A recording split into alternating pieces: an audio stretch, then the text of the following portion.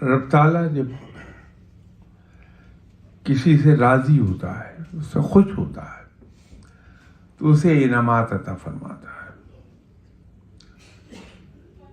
وہ نیکی اور تقوی کے کس مقام پر ہے، اس کو انعام اس کے مطابق ملے گا. یہ شیطان در حقیقت جن تھا. اس نے اس کثرت سے عبادت کی کہ وہ فرشتوں سے نمبر لے گیا. اس کو انعام کے طور پر یہ ایکسیس حاصل ہو گئی کہ وہ لوح محفوظ کو پڑھ سکے، جیسے ہمارے یہاں کئی ایک اولیاء کرام کے بارے میں کہا جاتا ہے. تو وہ لوح محفوظ پر یہ تو پڑھ سکتا تھا. یہاں تک تو آپ کی بات کے جواب میں آپ سے عرض کر رہا ہوں کہ اس کی عبادت کے جواب میں اسے انعام دیا گیا تھا. باقی یہ ہے کہ اللہ تعالیٰ نے کسی کو بھی مجبور محض نہیں پیدا کیا ہے. ایک حد تک اس کے پاس اختیارات موجود ہیں.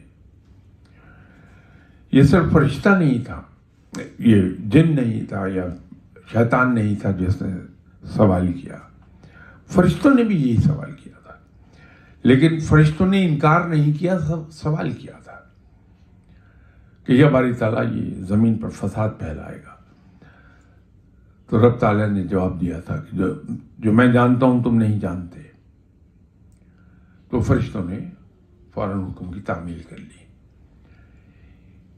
اس نے انکار کر دیا کہ اس کو تکبر تھا اپنی عبادات کا کہ میں ایسے انسان کو جس کی تخلیق مٹی سے ہے، میں آتش سے بنا ہوا ہوں،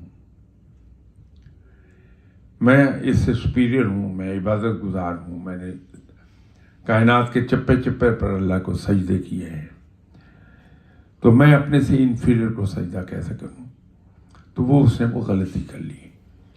اگر وہ غلطی کر کے معافی مانگ لیتا اور حکم کی تعمیل کر لیتا تو بچ جاتا. اس نے غلطی بھی کی اور اس کے بعد پھر تکبر بھی کر گیا، اس میں پھنس گیا.